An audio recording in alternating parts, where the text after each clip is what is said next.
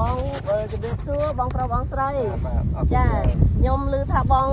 ស្រូវបងនឹងប្រើ GPL ហើយបងបាទចាហើយបងPL ទឹកបងប្រើទាំងជីម្សៅជីទឹកហើយស្រូវនឹងល្អបងទទួលយកបានទេបងទទួលយកមិនបានបើល្អលេខក្បាលបានហើយមិនដែលមានជួបពណ៌ប្រសាផងចាដល់ពេលឮខ្ញុំឮគ្រូឈុននិយាយថាបងកាត់ស្តុបជីគ្រាប់ទៀតមែនបងបាទចាដោយសារតែបងប្រើទៅមិនបានបងចង់កាត់ជីគ្រាប់បន្តទៀតបងបាទខ្ញុំចង់កាត់ជីគ្រាប់បន្តទៀតព្រោះកណ្ដិតប្រើជីអាម្សៅនឹងជីទឹកប៉ុណ្ណឹងវាល្អប៉ុណ្ណឹងហើយចុះមកជីគ្រាប់បោពីត្រអើទៀតយ៉ាងណាទៀតទៅធម្មជាតិហើយបងសូមបងជួយចែកម្លែកនៅបងប្អូននៅទីរួមខេត្តតាកែវយើងបកផងមកឲ្យប្រើបានដោយបងល្អចំណាយតិចឲ្យបានផលច្រើនដូចបងអញ្ចឹងបងឲ្យខ្ញុំមើលទៅអត់មានសម្ដីទេស្រូវបងក្របស្អាតហ្នឹងអំពូមីងពុកម៉ែបងប្អូនមើលដាក់បានស្អាតមែនទែនបងជួយចែកម្លែកឲ្យអំពូមីងពុកម៉ែបងប្អូនប្រើដូចបងឲ្យល្អដូចបងចំណាយទុនតិចព្រោះឥឡូវស្រូវរៀងថោកអញ្ចឹងយើងប្រើលុយតិចគាត់បានផលច្រើនអញ្ចឹងគាត់បានចំណេញអញ្ចឹងណាបងហើយខ្ញុំវិជាកសិករនេះរស់នៅក្នុងភូមិជ្រេះ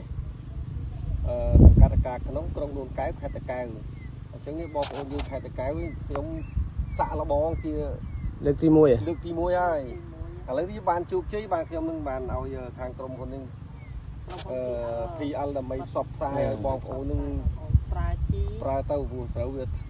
ថោកផងហើយណាមួយយើងប្រើជីនឹងទៅវាអស់លុយតិចវាបានផលចំណេញច្រើនចាបងស្រីជួយបន្ថែមបន្តិចទេបងហើយបើចង់បានជីហ្នឹងមកផ្ទះជួយបងខ្ញុំជួយមុំសុខៈនិងលពូរិនចាមានទាំងជីក្របជីទឹកហើយអញ្ចឹងពុកម៉ែបងប្អូននៅទីរួមខេត្តតាកែវនេះជាគាត់ប្រើជាក់ស្ដែងពុកម៉ែបងប្អូនមិនមែនខ្ញុំមកនិយាយតែ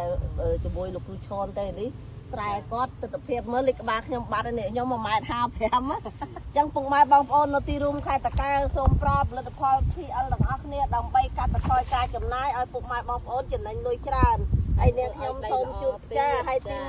សំខាន់គឺប្រើទៅដីល្អឆ្នាំក្រោយបានផលល្អជាងនឹងទៀតហើយនាងខ្ញុំមានអរគុណបងទាំងពីរដែលបានជឿជាក់លើក្រុមហ៊ុន PL ដែលបានប្រើផលិតផលឲ្យល្អហើយបងកាត់ទាំងជីគ្រាប់ទាំងជីម្សៅទុកចែកចាយនៅបងប្អូនទីរួមខេត្តតាកែវយើងទៀតល្អចាហើយគាត់ប្រើ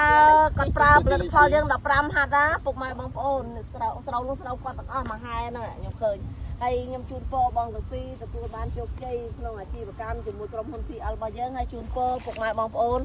នៅខេត្តតាកែវជួបតែសំណាងល្អហើយឆ្នាំនឹងជូនពរឲ្យស្រូវឡើងថ្លៃឲ្យពួកគាត់សល់លុយច្រើនទាំងអស់គ្នាសាធុ